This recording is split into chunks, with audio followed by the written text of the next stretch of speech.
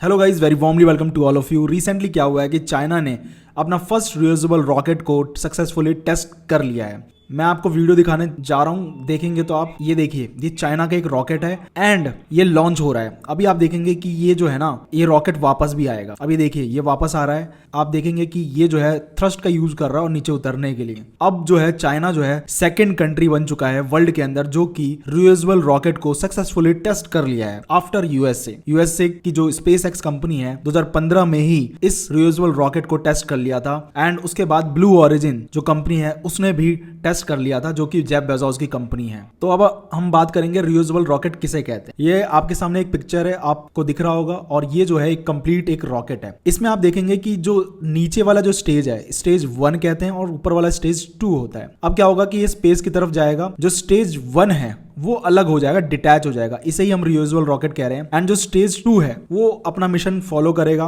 And satellite को ऊपर आराम से लॉन्च कर देगा, कि छोटा पार्ट होता है, इसके अंदर भी एक इंजन होता है। अब जो स्टेज 1 जो स्टेज 1 है एटमॉस्फेयर में एंटर करेगा एंड फिर उसके बाद ग्लाइड करते हुए नीचे आएगा, बहुत तेजी से नीचे आएगा। एंड देन जब वो नजदीक होगा लैंडिंग एरिया के नजदीक, तो वो अपना जो रॉकेट है, अपना थ्रस्टर जो है वो चालू कर देगा और आराम से धीरे धीरे उतर जाएगा। इसे ही हम रियूजेबल लॉन्च व्हीकल कहते हैं। आप इसे ट्रैजेक्टरी भी देखेंगे ना इसकी, तो ऐसे जाएगा। एंड जो स्टेज है स्टेज 1 है वो अलग होके सीधा ग्लाइड करते हुए नीचे आ जाएगा आराम से। एंड रॉकेट का यूज करके डायरेक्टली आएगा।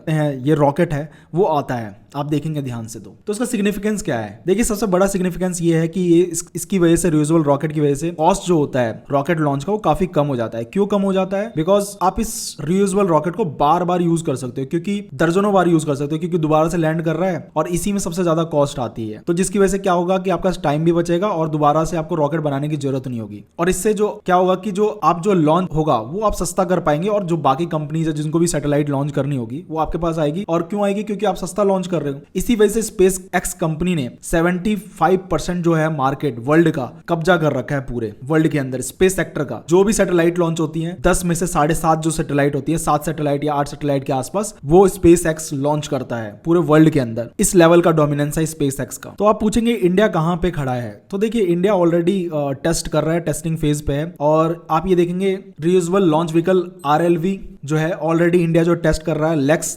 03। आप देखेंगे, मैं इसकी वीडियो दिखाता हूं आपको कैसे ये जो चिनूक हेलीकॉप्टर जो है वो ऊपर लेके जाएगा एंड वो ग्लाइड होते हुए नीचे आएगा। देखिए, आप वीडियो देखेंगे तो इसके अंदर ये चिनूक हेलीकॉप्टर जो है वो ग्लाइडर को लेके जा रहा है, रियूजेबल रॉकेट को लेके जा रहा है, और आप देखेंगे ये ग्लाइड होते हुए आएगा और ये बहुत तेजी से नीचे आ रहा है। एंड बस ये टेस्टिंग फेज में और काफी छोटा है। आप देखेंगे ना, ये दिखेगा आपको शटल की तरह, स्पेस शटल की तरह आपको दिखेगा ये थोड़ा थोड़ा। और देखिए कैसे ग्लाइड होकर आ रहा है और इसने अपना लैंडिंग गियर्स जो है ना निकाल दिया। काफी आपको अलग दिखेगा, बाकी जो रियूजेबल लॉन्च व्हीकल है उनसे काफी अलग दिखेगा। ये लैंडिंग गियर है एंड ये आराम से आप देखेंगे उतर जाएगा। ये काफी छोटा है कंपेयर टू जो सैटेलाइट को लेके जाएगा।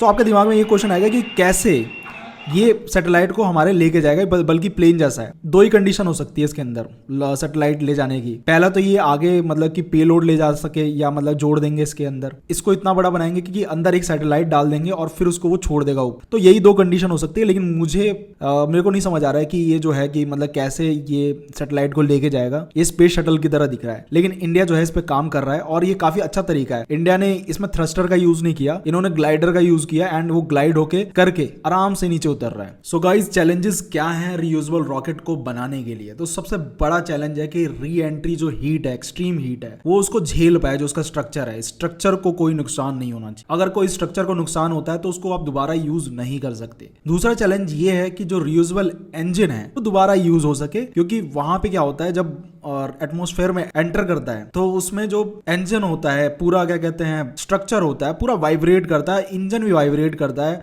और प्रेशर बहुत ज्यादा हो जाता है, टेम्परेचर बहुत ज्यादा हो जाता है, जिसकी वजह से इंजन में दिक्कत आ सकती है।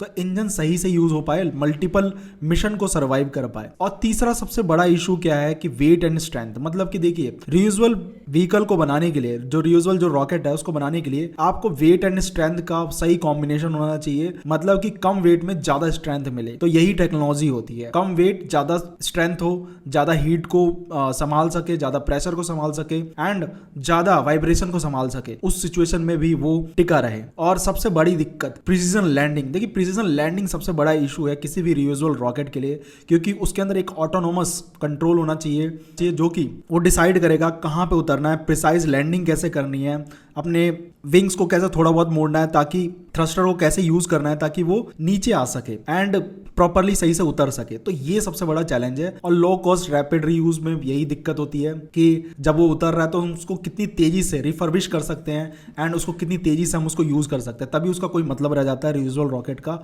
एंड तभी वो बेनिफिट भी पहुंचाएगा और तभी वो कॉस्ट इफेक्टिव भी होगा लॉन्च। तो इसी बात पे वीडियो को एंड करते हैं, नेक्स्ट वीडियो में मिलते हैं। जय हिंद, जय भारत।